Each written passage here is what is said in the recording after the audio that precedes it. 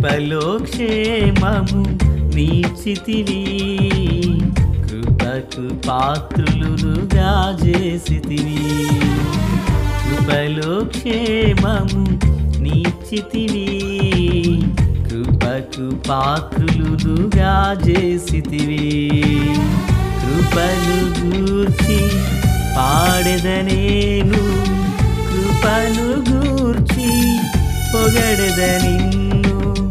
కృపను గూర్చి పాడెదనేను, కృపను గూర్చి పొగడెద నిన్ను.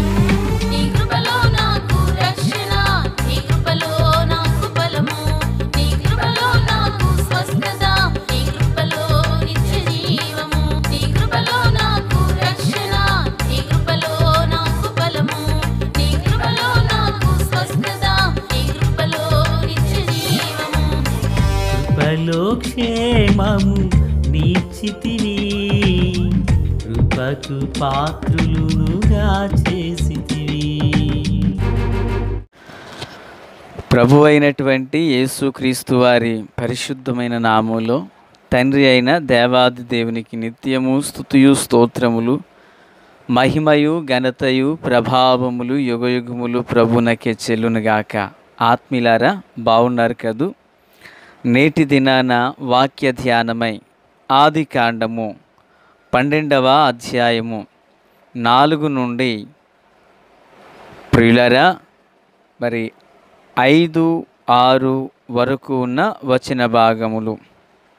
మూలవాక్యమై ప్రియులారా 4వ వచనం చదువుతున్నాను. యెహోవా అతనితో చెప్పిన ప్రకారము అబ్రహాము వెళ్ళెను, లోతు అతనితో కూడా వెళ్ళెను. అబ్రహాము హారాను నుండి బయలుదేరినప్పుడు 75 ఏండ్ల ఈడు గలవాడు. ప్రార్థన. తండ్రి దేవా స్తోత్రాలు. చదవబడిన వాక్యము మీది వినుచున్న వారందరూ మీవారు. మీ దాసుడనైన నన్ను మరుగు చేసి దైవస్వరాన్ని వినిపింపచేయండి. రాకడ కొరకు, రాజ్యం కొరకు సిద్ధం చేయండి. సియోనులో నుండి మీ కృపా హస్తం మా అందరికీ తోడయుండునుగాక. దైవ కుమారుని స్వరాన్ని వినిపింపచేయండి. జూన్ 4 కొరకే ప్రార్థిస్తున్నాం. మీ చిత్తములో ఉన్న ప్రభుత్వాన్ని, కేంద్రంలో అధికారాన్ని అప్పగించండి. మీ కృప సమృద్ధి చెయ్యండి. యేసునామమున ఆమెన్. ఆత్మీయులారా, బాగున్నారు కదూ? నిన్నటి దినాన ఆశీర్వాదాన్ని గూర్చి మనము విన్నాం. నేటి దినాన అదే అధ్యాయాన్ని కొనసాగింపుగా అబ్రహామును దేవుడు పిలవగా అబ్రహాము బయలుదేరాడు. అయితే ఇక్కడి ఈ వచనాలను మనం చూసినప్పుడు అబ్రహాముతో కూడా లోతు వెళ్ళినట్లుగా మనం చూస్తున్నాం. లోతు ఎవరు? అబ్రహాము యొక్క సోదరుని కుమారుడు. ప్రియులారా, అబ్రహాము సోదరుడు చనిపోయాడు. అతనికి లోతు, మిల్కా మరియు ఒక కుమార్తె. ఈ యొక్క కుటుంబంలో బాధ్యతగా బహుశా అబ్రహామే ఉన్నారు. లోతును కూడా తీసుకువెళ్ళినట్లుగా మనం చూస్తున్నాం. ప్రియులారా, నిజానికి దేవుని పిలుపులో ఉన్న వ్యక్తి ఎవరు? అబ్రహాం. దేవుని పిలుపులో ఉన్న వ్యక్తితో కూడా లోతు బయలుదేరాడు. కానీ లోతు యొక్క ఆధ్యాత్మిక జీవితం, బాహ్య జీవితం, వ్యక్తిత్వ జీవితం, కుటుంబ జీవితం అంత దీవెనకరంగా కనిపించలేదు. మరో మాట, దేవుని పిలుపు లేకుండా ఒక వ్యక్తితో మనం సహవాసం చేయడం కూడా అంత మంచిది కాదేమో అని ఈ భాగంలో మనం చూస్తున్నాం. కొన్నిసార్లు మనము మన తలంపులను మన్నించండి, మన ఇష్టాన్ని నెరవేర్చుకుంటూ అది దేవుని చిత్తము అని మనం చేస్తాం. దేవుని చిత్తం, మనుషుని చిత్తం ఎప్పటికీ ఒకటి కాదు. చీకటికి వెలుగుకు పొంతిక ఉండదు. విశ్వాసికి అవిశ్వాసికి విద్యుడు ఎప్పటికీ కలవదు. ప్రియులారా, అబ్రహాము అనుకుంటున్నాడు, నేను దేవుని చిత్తంలో నా ఇంటిని, తండ్రిని, దేశాన్ని అందరిని విడిచి వెళ్ళిపోతున్నాను, దేవుని పిలుపునకు నేను లోబడి వెళుతున్నాను. కానీ కూడా ఎవరు వస్తున్నారు? లోతు వస్తున్నాడు. ప్రియులారా, ఈ లోతు రావడం అబ్రహాము కుటుంబానికి ఎంత దీవెన ఉంది అని మనం చూస్తే 13వ అధ్యాయం ఆరంభంలో వీళ్ళకి ఆస్తుల దగ్గర గొడవలు జరిగినట్లుగా చూస్తున్నాం. నిజానికి అబ్రహాము ఉన్నంత ఆత్మీయత లోతులో ఉన్నట్లయితే వారిద్దరి మధ్య ఆస్తుల దగ్గర గొడవలు వచ్చేవి కాదు.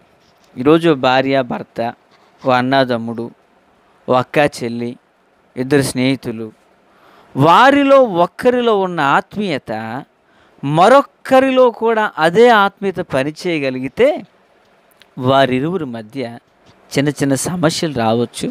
వాటిని సర్ది చేసుకుని ముందుకు వెళ్తారు. అది ఫ్రెండ్షిప్ అయినా, కుటుంబ జీవితమైనా, అన్నదమ్ముల బంధమైనా. కానీ ఇక్కడ జరిగిన విషయం ఏంటంటే అబ్రహాములో ఆత్మీయత ఉంది, కానీ లోతులో లోకం ఉంది. లోకానికి దేవునికి పొత్తుకి ఎలా కలుస్తుంది?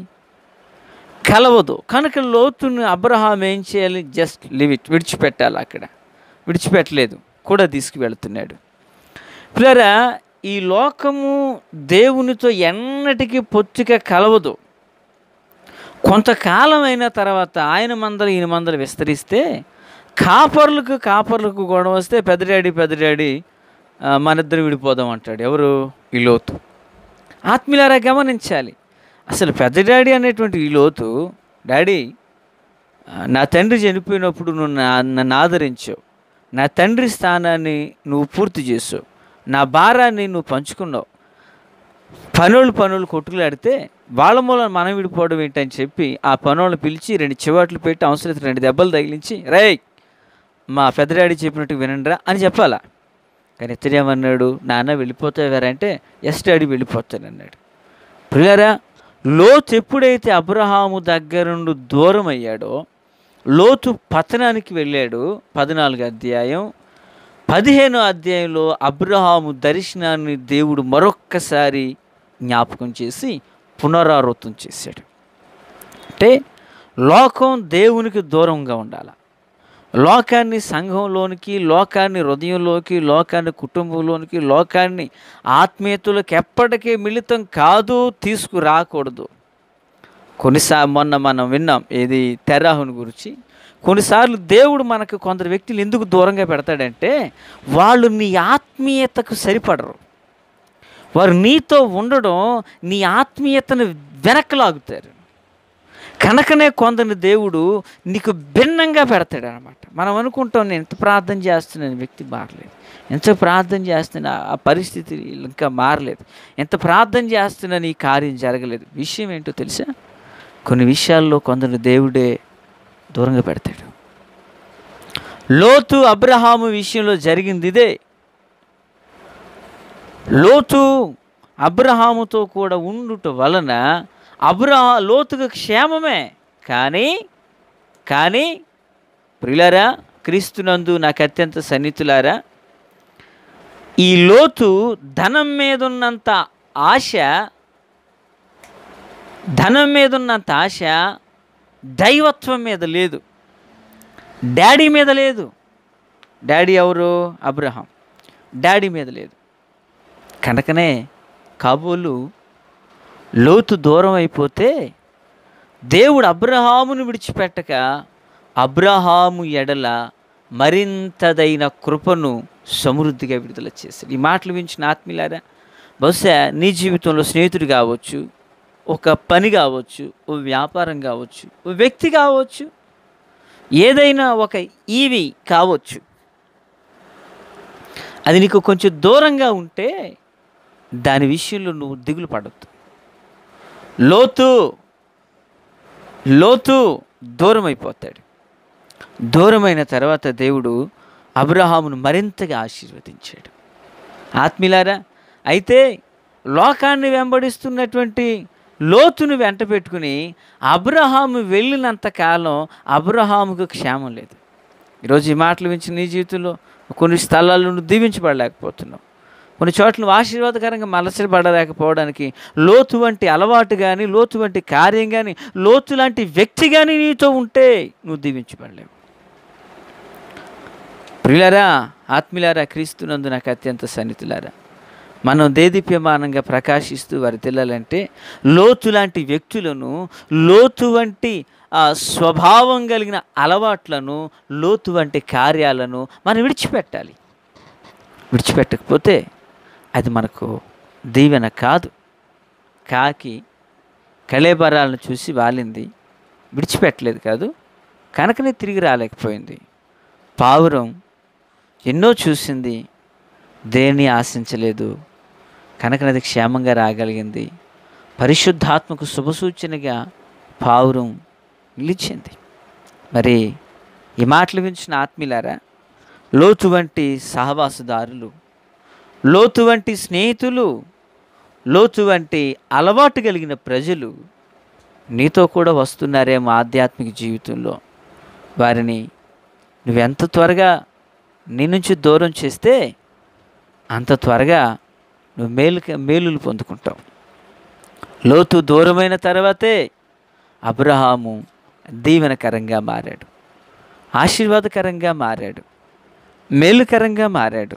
మరి నీవు నేను అలా ఉండాలని దేవుని కోరుకుందామా? మరో మాట, లోతు దూరం అయ్యాడు, పతనానికి వెళ్ళిపోతున్నాడు. అయితే మరి గణపరచబడినటువంటి అబ్రహాం లోతు కొరకు ప్రార్థన చేశాడు, లోతుని విడిపించాడు. ఓ రోజు వచ్చింది, తనకు మరణ దశ సమీపించినప్పుడు, అనగా సొదొమ గొమొర్రాలు కాలిపోతున్న కాలంలో ఈ అబ్రహాము ప్రార్థన చేశాడు. పిల్లారా, మరి దేవుని పిల్లలుగా మన జీవితంలో లోతు వంటి వారిని విడిచిపెట్టడమే కాదు, వాళ్ళ కొరకు మనం ప్రార్థన చేయాలి. ఓ రోజు లోతులో ఓ మంచి సుగుణాన్ని పేతురు గారు మాట్లాడుతూ నీతిమంతుడైన లోతు అన్నాడు. బహుశా ఆ కాలానికి లోతు మార్పు నొంది ఉన్నాడు అనుకుంటున్నాను. మన జీవితంలో కూడా వేచి ఉందాం, ప్రభు పాదాలు పట్టుకుందాం. ప్రభు యొక్క ఆశీస్సులు మనందరి మీద ఉండును గాక. ప్రార్థన. తండ్రి దేవా, స్తోత్రాలు. వాక్యం అందరి హృదయాల్లో ఫలభరితం చేయండి, మేలుతో దీవించండి, ఆదరించి సహాయం చేయండి. యేసు నామమున ఆమేన్.